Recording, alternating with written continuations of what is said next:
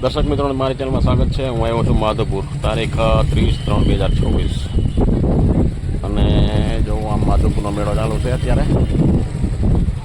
અને આ બાજુ હાઈવે છે, હાઈવે ઉપર માધવપુર પોરબંદર હાઈવે ઉપર એટલું બધું માણસ છે, ટ્રાફિક છે। અને ખાસ કરીને તો વાહન હંકારનારા 4 વ્હીલ 2 વ્હીલર બધાને એક જ સંદેશો, પ્રાર્થના એ કહો કે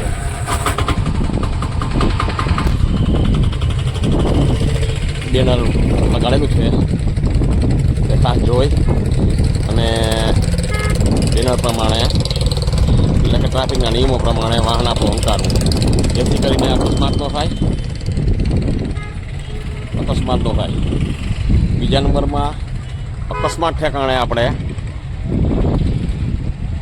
ઘાયલોને તાત્કાલિક જ સારવાર આપવા માટે એમ્બ્યુલન્સની સેવા આપવી। એના માટે કોઈને કોઈ જાતની તકલીફ નથી પડતી, એટલે એમ્બ્યુલન્સની સેવા માટે તમે એમ્બ્યુલન્સના ફોન નંબર તમને યાદ જ હોય એ ફોન કરી લેવો, બરાબર। અને ઝઘડો ન કરવો, અને અકસ્માત થયો હોય તો બંનેની ભૂલ પછીની વાત આવે, પહેલાં અકસ્માત સ્થળેથી ઘાયલોને હોસ્પિટલે ખસેડવા આપણી પ્રાથમિકતા આવે છે।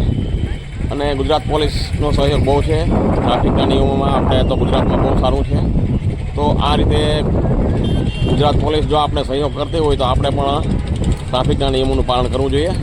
તો આજ માધવપુર તારીખ 30/3/2026નો માધુરાઈનો મેળો હતો, બરાબર।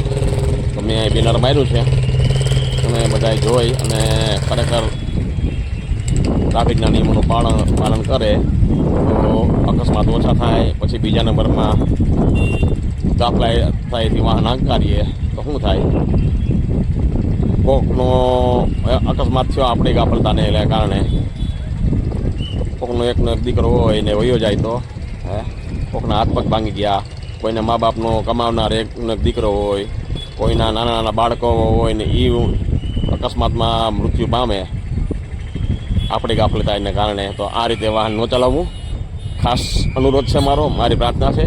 અને આ બેનર બધા અહીંથી નીકળે બધા વાહનવાળા વાંચતા જાય। તો ચાલો, જય હિન્દ, જય ભારત, જય ભગવાન।